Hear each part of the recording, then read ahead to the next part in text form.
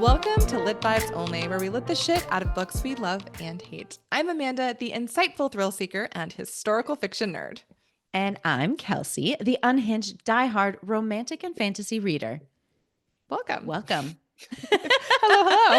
Hi. I know I always forget that I'm like the next thing. I'm like, yes, I did my intro. Now I'm done. Off to you, Amanda. So welcome, everyone. We have a Lit Rex episode for you today. And first, though, we'd like to point you to our socials. We are at Lit Vibes Only _podcast on Instagram, and then Lit Vibes Only podcast on TikTok and YouTube. Yep. And you can find us on Spotify and Apple Podcasts, where you can rate and review, which really supports other listeners. I was gonna say readers, which technically yes, readers, other readers and listeners to find our show more easily, because the more reviews and ratings, the more widespread it can be seen on those platforms. Yes. Bumps us up so people can see us when they're looking for a good book podcast, because there are, God, there's so many actually. I was on quite Instagram a lot the other day, and another account had tagged us in like one of those like 10 book accounts you follow, and we were tagged in this list of like a bunch of other book podcasts. And I was like, oh my goodness, there are so many other people out there.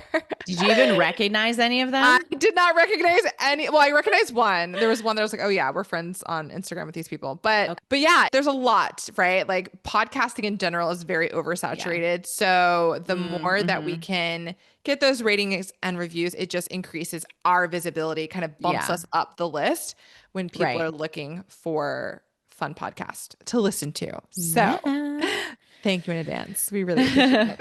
And ever since we did our giveaway for the 1-year anniversary, we have now almost 30 reviews on Spotify, which is huge for us, because we were sitting at like maybe 5 or 6 for a long time. Wait, was that for Spotify or for Apple Podcasts? That's for Spotify. Okay, so we've got 30 comments. Okay. Yeah. No, I think that means like almost 30 people have like rated. Oh, rated. Okay, you said reviews, so I was a little confused. Okay. Oh, yeah. And I was just looking at our Apple. So we have 11 ratings on Apple, and I think like 6 reviews, which is still way more than what we had. And I think we had like 2 or something. 1, 2, which is so 4, 5. Are you counting? 7, 8, 9. We have 9 reviews. We have 9 reviews. That's amazing. We were sitting at like 3 or something for a while. Yes. Which is interesting, like the entire year. The majority of people who listen to this podcast are listening on Apple. Oh. Yeah. It's so, and it's interesting because like that's where we have like the least amount of like comments, reviews, etc. To be fair, the podcasts I listen to, I need to go rate and review them, because it's not something that I technically do. Like I typically do. Yeah. So we need to give it before we can like get it. Yeah, exactly. This is true. Karma, it'll like, if we do it for others, it'll come back and they'll do it for us. But yeah, I think it is one of those things. It's really easy. Like when you're listening to a podcast to be like, oh yeah, you hear them saying that, like, oh, please do this. And then as soon as that podcast ends, your brain is off right to the next thing. You're not like, oh, wait, let me pause. Yeah. So yeah, we appreciate you guys doing that. And we're especially excited about kind of revamping our LitRex episodes as we start a new year. Heck yeah. And we'll get to more of that in just a moment. But we should probably talk about what we're reading, because that's always fun. You want me to go first? You go first. Yeah. Okay. So the book that I'm about to start reading, and I'm super excited. And if you're following us on our socials, you'll have heard about this. So I got my first advanced reader copy. Amanda. And I'm going to hold it up for folks who are watching on YouTube. It's called If Looks Could Kill by Julie Berry. And this book is released, I should say, in 2 days on September 16th. We're recording this on September 14th. So I want to start reading it, hopefully get through it relatively quickly so I can drop my review pretty close, right, to the date that it gets released, depending on how quickly I can get through it.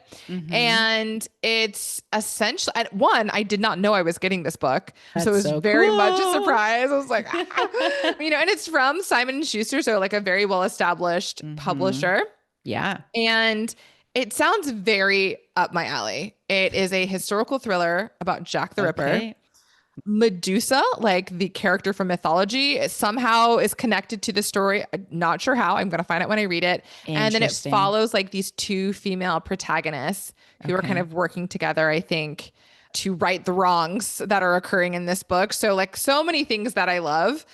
And I'm just really excited to read my very first arc. And that's amazing. Yeah, I give you guys feedback. So again, just an additional reason to follow us on our socials, because then you're going to get all of that fun content as well, in addition to what we're doing here on the podcast. So what are you reading, Kelsey? Yay, that's really cool. Didn't we also ask for a different arc, but it hasn't come yet? We did. Yeah. There's another one. I'm blanking on the name right now, but we haven't received that one yet. And I'm not sure when that book drops either. Okay. So it might be, Very cool. I am very excited for us and you. It is definitely, there's different like moments where you're like, oh my gosh, we're like real. Like, we're like leveling up. And this is one of those moments. Yay. Cool. So yeah, I am currently reading a book called How to Do Nothing by Jenny Odell. And it's actually a nonfiction. It's not a fiction book, which I read every once in a while.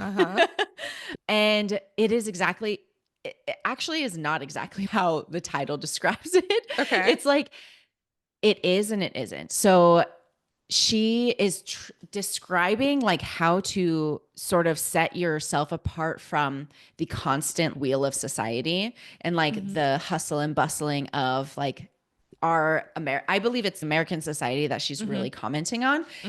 But she brings in all of these really interesting stories that don't necessarily relate in the beginning, but then you're like, oh, that's why she's telling this. And it's really interesting. I've had a good time with it. And like one of the things that she's been commenting on is like these different artists throughout history who have essentially used their work to comment on society, right? And the busyness of society and the norms that we create, and calling them out and showcasing them for others to see just how on this wheel we are. And so one of the examples was like this artist who essentially stayed in a locked room by himself and was not able to do anything. He couldn't read, he couldn't write, he couldn't listen to anything. He was just literally like in this box doing nothing. Oh my God. I know. And it's like, that's kind of the idea behind the book, is like, we don't ever just do nothing. Like we don't ever just sit and do nothing. But the point of that artist exhibition, I guess, or is that what it's called? Exhibit.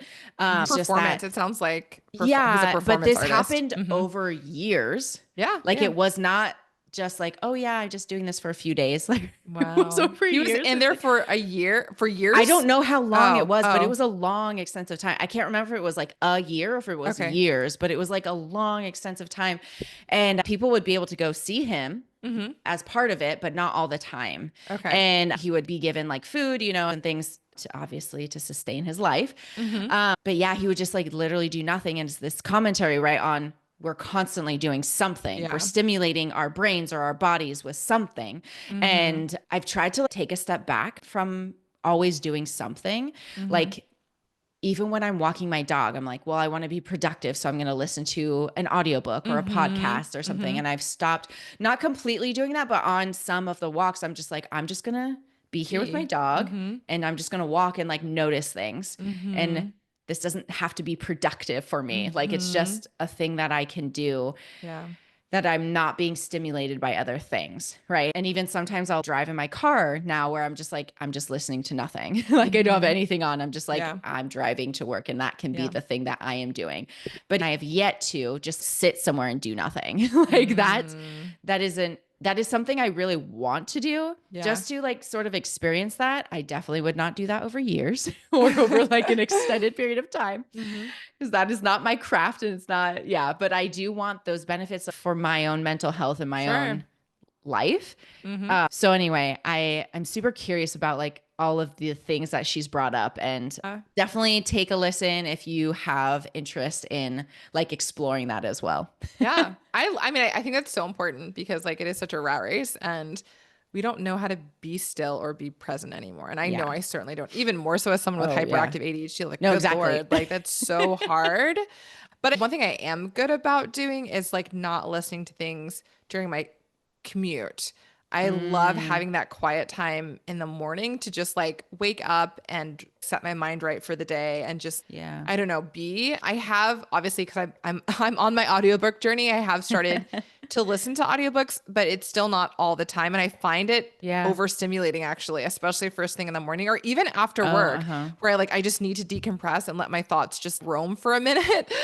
But yeah, as Americans, we are not good about that, because there also is like, time is money, and if you're not constantly doing something, you are somehow less than, and so fighting against that is really hard. That sounds like a great book. And that's exactly what she comments on, right? We've been made into these productivity beings, machines, right? And that's not our purpose in life.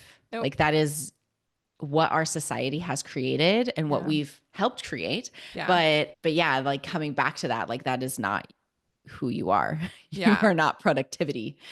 No. And that's one of the problems of a capitalistic society, is because like, like you constantly have to be producing. That so sounds great. I love that. I don't think over the course of last year anyway, I don't think there was a point where either of us, at least that we mentioned on the podcast, were reading like a nonfiction self-help style book. Maybe not. That's like the first time we've mentioned it. So look at that. New little milestone. Second year milestone. Okay, let's do the thing. Let's talk about our Litrex episode. So this month we are covering, last year we covered during this month. Oh, actually, is this going to be for October? This is going to be for October. Yeah. Well, partially we did cover, what was it? What was it called? Latinx or Latin oh my gosh, I can't even Latin speak right now. History Month or something. Hispanic Heritage Month. Yeah, you're right. Yeah, that's what it was. We got there. That actually starts tomorrow, technically, the 15th of September, and goes into mid-October, which is really great. That's where we started out. And so then we did an October one that was different from Filipino American History Month. And that's what we're highlighting this year. So we're changing up in that way, where we're highlighting different heritage months and potentially having to create our own in the future if there is not a secondary or third heritage in that month. So to give you an overview, Filipino American History Month, which is also called FAM, is celebrated every October to commemorate the first Filipinos' arrival in the United States, which was October 18th. And it was in 1587 that this was like what I would say is documented, because I'm sure that there was like a lot of crossing of cultures, especially with the indigenous folks that were here way back in the day, you know? And so, but anyway, it was 87, which is just wild, where it's documented. Yeah. And so they came to what is now the Morro Bay in California. And so this was introduced in 1992 as FAM, Filipino American History Month. And it was officially recognized by Congress in 2009. Okay. So it took a little while. It sure did. So this month honors the history, culture, achievements, and contributions of our Filipino American brothers and sisters in the U.S. And we acknowledge them as the second largest Asian American community in the country. Oh, okay. Actually didn't know that. I mean, that I didn't know that either yeah. before diving into this. Awesome. Well, thank you. So many reasons to celebrate. Should I go first? Or are you going to? Yeah, go for it. Absolutely. Sweet.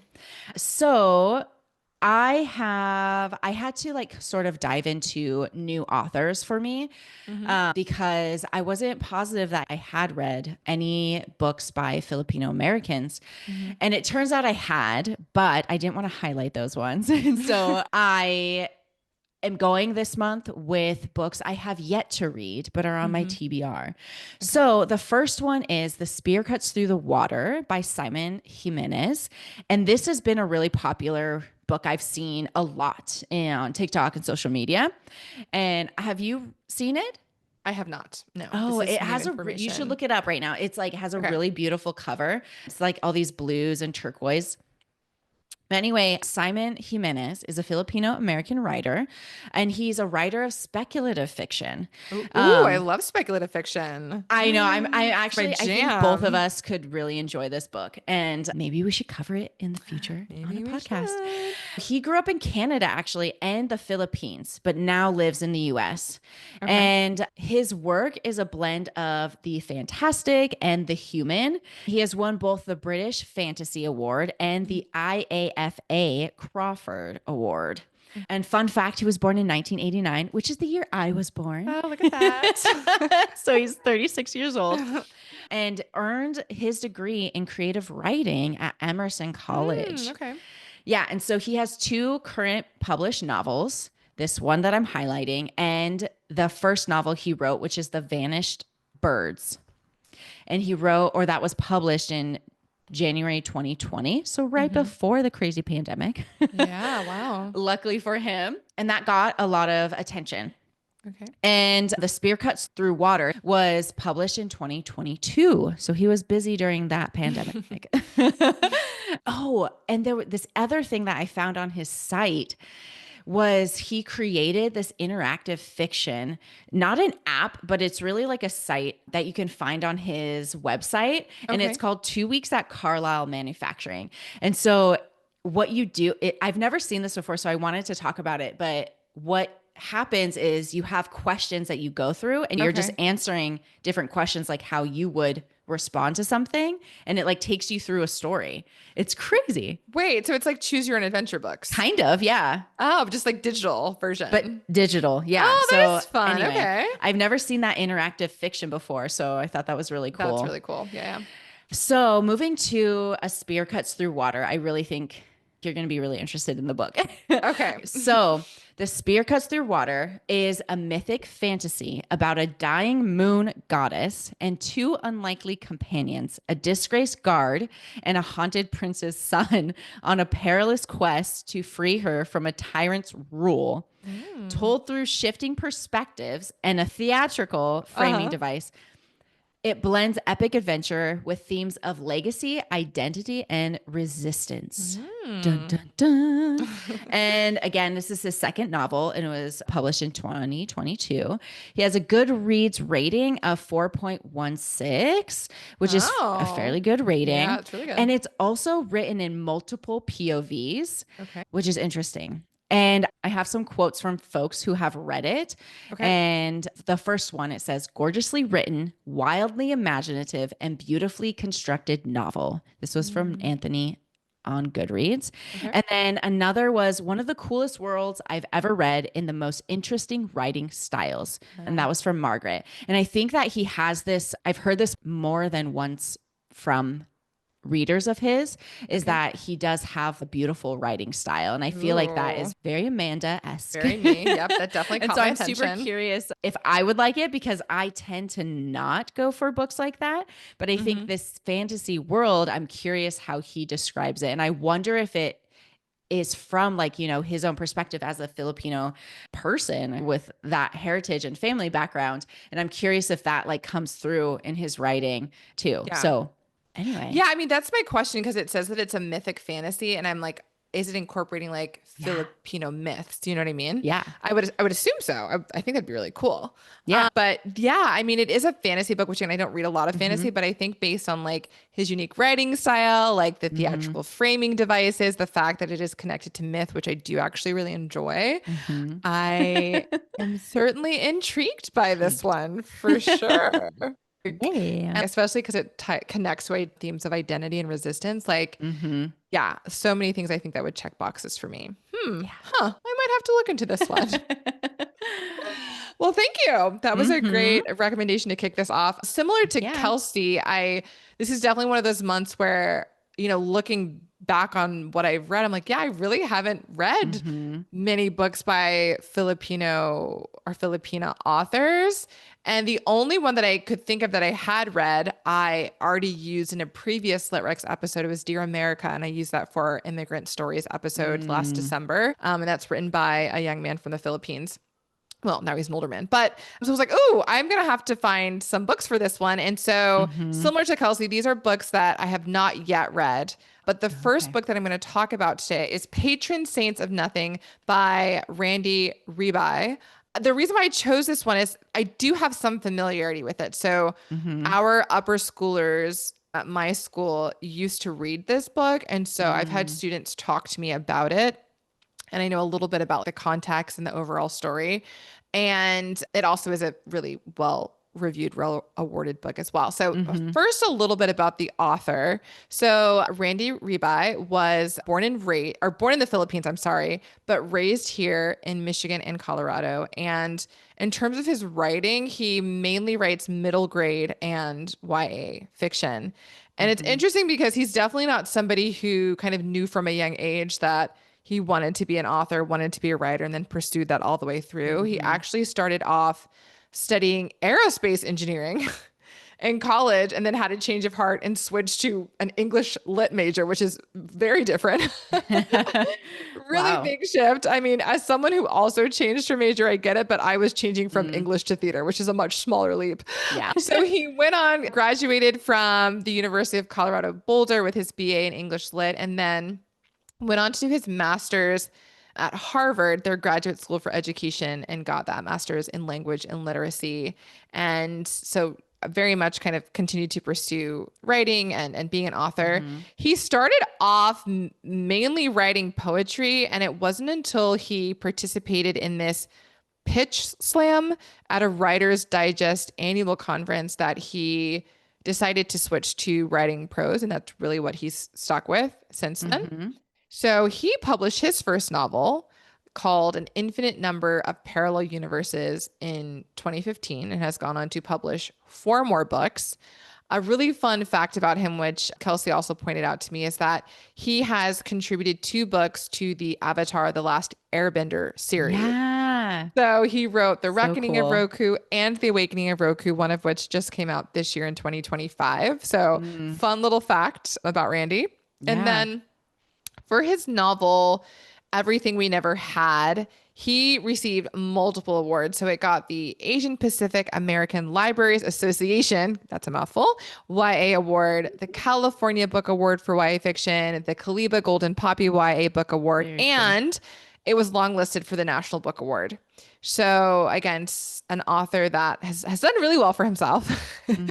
And he currently lives in the Bay Area in San Francisco with his wife, his son, and his, quote, cat-like dog, unquote. So make of that what you will. Funny. I'm assuming that means his dog is like rather aloof and does not want to be bothered, which would make me sad if I was a dog owner. But moving on to Patron Saints of Nothing. So this is Ribay's 3rd book. It was published in 2019, 323 pages, and also a solid Goodreads rating of 4.21. And this book, much like Everything We Never Had, is so hugely awarded. So it won the 2019 Freeman Book Award for YA. It was a finalist for the National Book Award for Young People's Literature, won the LA Times Book Prize for YA, the MWA Edgar Award for Best YA, the CILIP Carnegie Medal, and the Amelia Elizabeth Walden Book Award. And then it was named one of the best YA books of 2019 by Amazon, NPR, BuzzFeed, Pace Magazine, Audible, Fully Booked, Philippine Daily Inquirer, New York Public Library, Texas Librarians Association, YALSA, and Kirkus. So this man knows how to write a book, y'all. And a lot of other people clearly think so too. So in a nutshell, this story follows a young man named Jay. I'm assuming it's Reguero. He's in his senior year of high school and, getting ready to head off to the University of Michigan in the fall. But he finds out that his cousin, June, was murdered recently as part of President Duterte's war on drugs, which was an actual war on drugs that happened in the Philippines, had just really kind of horrific, far-reaching impacts. And nobody in his family wants to address what has happened. It's kind of all getting swept under the rug. So he takes it upon himself to travel to the Philippines to find out exactly what happened and what the real story is. And so in his quest to find out more about June and like what led to his death, he also has to come to terms with, you know, the many sides and aspects of his cousin that maybe he wasn't aware of before. And, you know, the role that he himself might have played in how everything unraveled and played out. So it sounds like a great book for multiple reasons. And I personally, although I've heard kind of snippets of this war on drugs that happened there, I don't have a lot of information about it. So I feel like it would also be incredibly educational because I feel like there's a big gap in my knowledge around this part of kind of history and current events in the Philippines. And as I said before, I also just haven't read a lot of books about the Filipina experience. So really excited to dive into this one. I think also because it's a YA book, only 300 pages, it's probably something I could get through fairly quickly as well. So yeah, definitely a book to check out. And as always, I say this all the time, but don't let the YA label discourage you from reading it. There's nothing wrong with an adult reader reading a YA book. There are so many solid books out there, and I think this is one of them. So that's my first one. Very cool. So the next author I am covering goes by two names. Oh, that's not confusing at all. It was interesting for me because I was confused. Her legal name is Alexine Farrell. Are you reading? Do you see this along with me? I'm seeing this. I'm like, would you pronounce that differently? And Fullmuth. Alexine Farrell. I don't think I would say Farrell just because it's an A and not an E. I think I would say Farrell maybe. Farrell. But Fullmuth.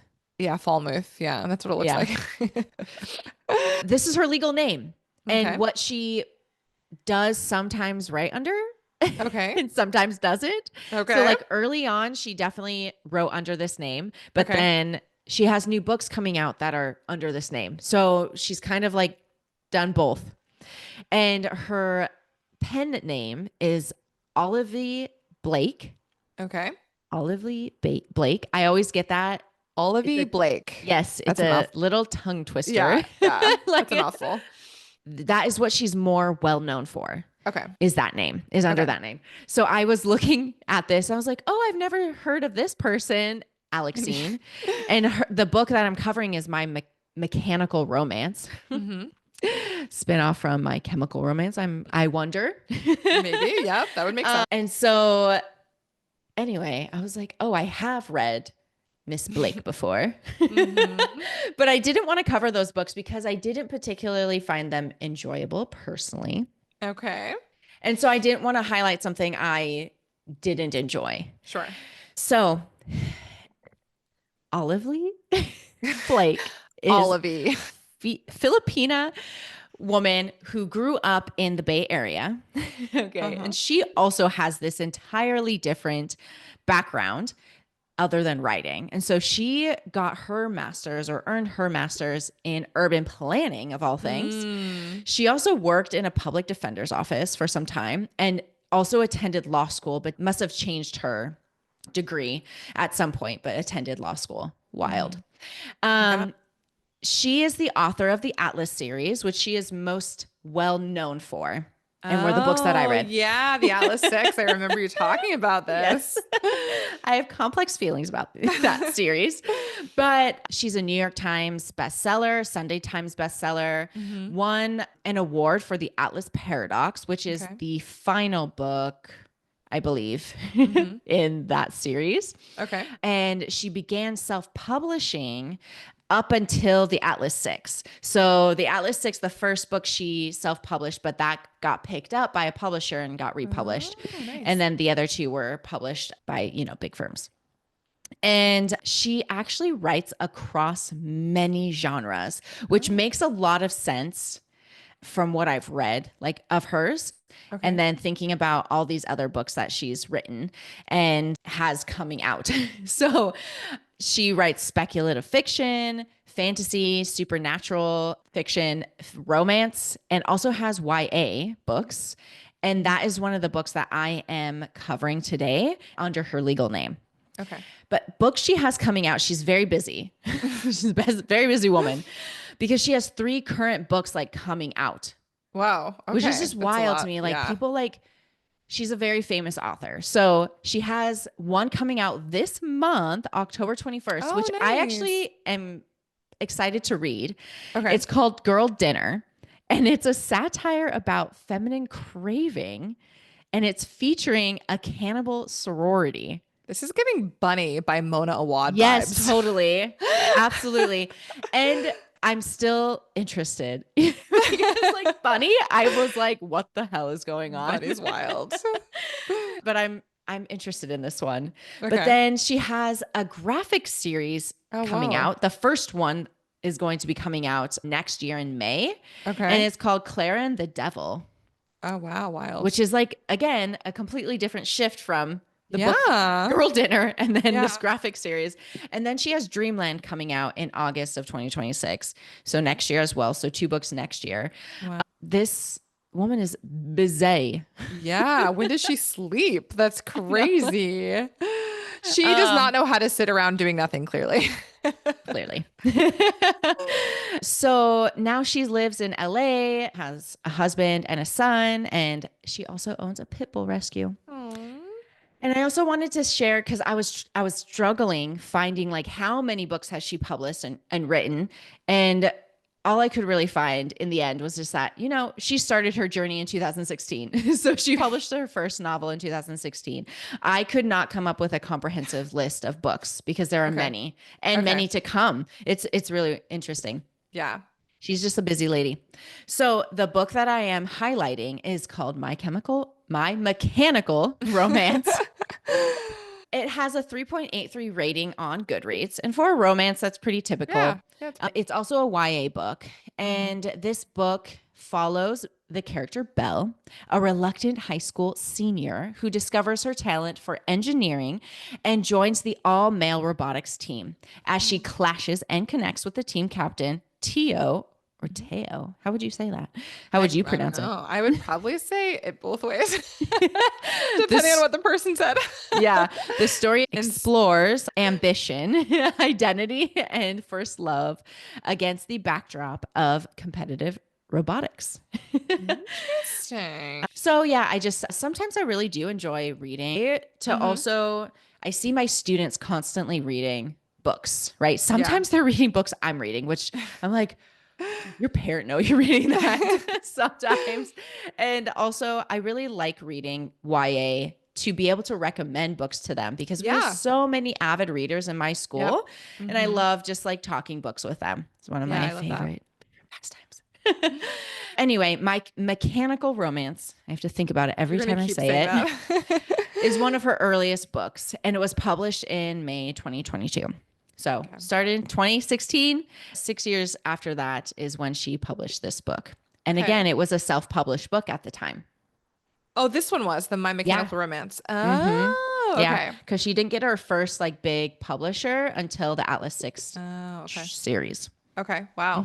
It's probably also a reason why it's hard to track what she's published if she was like self-publishing and then switching over to like an actual publisher. That sounds fun. I mean, one of the things that's fun about romances is that you can pick these particular settings or backdrops, right? So like the fact that like this is all about like robotics and a robotics team at a high school, you know, just adds like a little bit of a unique element to it to make it, stand out from other romances. Yeah. Awesome. Okay. Yeah. Well, my second book and the final book for today is America Is Not the Heart by Elaine Castillo. Elaine Castillo, also, a Filipino or Filipina American writer who was born and raised in the Bay Area. And I'm realizing as I was listening to you and also looking through my notes that out of the 4 people that we're talking about today, 3 of them have lived or were raised in the Bay Area. So I'm assuming there's quite a sizable Filipino community in the Bay Area, which makes sense. If back in 1587, that's the first place documented, right, place that they showed up in the United States. She attended UCLA Berkeley, but then moved to London, and that's where she got her master's in creative and life writing from the University of London. I thought that was such an interesting name for a master's or title for a master's, like life writing. I'm like, is that memoirs and biographies? Maybe? Is that nonfiction? Like, I don't know. I think we would just call it nonfiction. I feel like if it is what I think it is. But I thought that was funny. Cool little fun fact about her time at Berkeley. She was the 3-time recipient of the Rosalind Schneider Eisner Prize for prose. Oh, wow. So even as a student, she was just like crushing it as a writer, and clearly was showing a lot of potential. She is not a particularly prolific writer, unlike Olivie Blake. At this point, she's only written 2 novels and 1 book of essays, one of which just came out. Her most recent novel, entitled Moderation, just came out on August 5th of this year. So literally just a couple months ago. So that's her 3rd book. Another fun fact about her, she was named one of 30 of the planet's most exciting young people by the Financial Times, which is also just kind of a wonky and interesting title. I don't know, to give someone. Yes, I'm not sure what criteria. How? Yeah, I'm like, what criteria are you using to determine they're the most exciting? But I thought that was fun, and it was, part of her bio on her website. Influential young individuals. Yeah. But again, like, I think that can be quite broad, but maybe it's meant to be that on purpose. They say in the sectors of technology, art, and politics. Okay. Which also is very broad. It's still very broad. I'm like, what do you have to have accomplished to make the list? But I thought that was a fun little tidbit about her as well. Cool. She also has been nominated for the Pat Kavanaugh Award, a Pushcart Prize, and a Gatewood Prize as well. And she is openly bisexual. And so for her, it's really important to include bisexual women, bisexual characters in her novels because of how rarely they are depicted. And so we love that. We love that representation. And she currently lives in London with her rescue German Shepherd named Vincent. So we've got another rescue dog owner on our list as well. So America's Not the Heart. This was her first novel, which was published in 2018. It's 408 pages, has a pretty solid rating on Goodreads, a 3.97, so not bad at all. And fun fact about the book title, the title of the novel is actually a reference to Carlos Bulosan's novel, America is in the Heart. He was also a Filipino writer in the earlier 20th century who came to the United States. I think he was involved in like the labor movement, particularly representing Asian Americans in the labor movement. So that's a connection to the title of her book. So this book is awesome because it's focusing on women, particularly on 3 generations of women in one family. And I feel like there have been several books we've recommended on the podcast where we are seeing generations of women telling their stories and how they kind of are woven together. The primary protagonist in the story is Hero de Vera. She comes to America from the Philippines primarily to escape the political upheaval that's happening, but also her parents have disowned her. So she's escaping a lot of trauma and tragedy. And so she moves to the Bay Area and lives with her uncle and his younger wife, whose name is Paz. And she ends up having a daughter, an American-born daughter named Ronnie. And, this is a family where like you just don't ask questions. So there's a lot of secrecy, a lot of things are kind of just shrouded in shadows and nobody talks about things. But Ronnie, this American-born daughter, she's not afraid to shake things up and ask questions. And so she wants to know more about her mom and her history and why she came from the Philippines, why her mom's hands are damaged and what the story is behind that. So then, over the course of the novel, right, secrets are brought to light and we kind of find out a little bit more about what exactly went down. Specifically, this book dives into the really, violent political history of the Philippines, specifically in the 1980s and the 1990s. And then It's also obviously focusing on all of the different immigrant communities, and in this case, the Filipino immigrant communities that started to spring up in the suburban United States around this time as folks were leaving the Philippines and coming to the United States to find a new life. This is a quote from the book jacket itself that says, quote, "Here is a family saga, an origin story, a romance, a narrative of two nations and the people who leave home to grasp at another, sometimes turning back," unquote.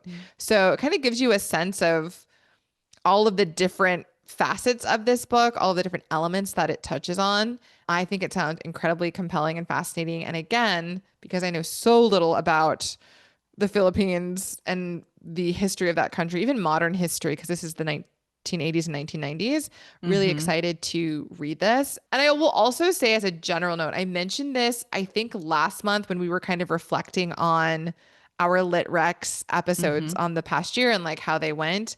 One of my goals is to be reading at least one of these books during the Heritage Month that we're celebrating. So my goal is to read either America's Not the Heart or Patron Saints of Nothing in October while we're celebrating this month, because sometimes I would like put these books on my TBR, especially if I was recommending books I hadn't read yet. And then I still haven't gotten to them. Like I'm just now probably going to be getting to Death of the Author, which ties back to our disability Pride Month back in July. So I want to be more timely with when I'm reading these. Makes sense. Makes sense. Fair. Awesome. Well, then let's quickly recap our books. So Kelsey, what were your books? Yeah. My first book that I highlighted today was The Spear Cuts Through Water by Simone Jimenez. And my second book was My Mechanical Romance by Alex. Oh my gosh. by Alexine Farrell Fulmuth. Also known. But is this book published underneath that name or the Olivie Blake name? It is. Also known as Olivie Blake. Okay. Not confusing at all. Yes. So it is under her name, which is why I clicked on it. I was like, oh, I don't know this person. Remember? And then, I put her name in a search bar and Olivie Blake came up and I was like, why is this happening? Yeah. There's an error here. Yeah. So those are my two books that I highlighted today. Okay. And then my two are Patron. I cannot say that word. Patron. We're really struggling Patron? today. No. Don't. That's really going to mess me up. No. I'm so Patron Saints of Nothing by Randy Ribay. Stop it, Kelsey. It's obviously not Patron. Just sorry. I know there's no accent mark. And then my second one is America is Not the Heart by Elaine Castillo. So as always, let us know if you've already read these books and have thoughts on them. If you're planning to join us in our quest to read more Filipino authors this month, you can hold us accountable on our socials and be like, hey, are you reading those books that you said you were going to read? And as a recap, our socials are Lit Vibes Only _podcast on Instagram and Lit Vibes Only podcast on TikTok and YouTube. So be sure to do all the things if you aren't already, like comment, follow, subscribe. Yeah. And then also give this podcast a 5-star rating. Just click that little button on either Apple Podcasts or Spotify. And leave a comment or a review. Try to do, if you do it right now, as soon as this episode ends, you're not going to forget. So as soon as you hear that like outro music and you're about to hit the stop button on this podcast while you're in the app. Yep. Just go ahead and do the thing. One and done. And you will have fulfilled your kindness act for the day. Yes. So there you go. Yes. Your act of kindness, and we would be forever grateful. So thank you guys so much for hanging out with us, and we will see you next Sunday. Bye. Bye.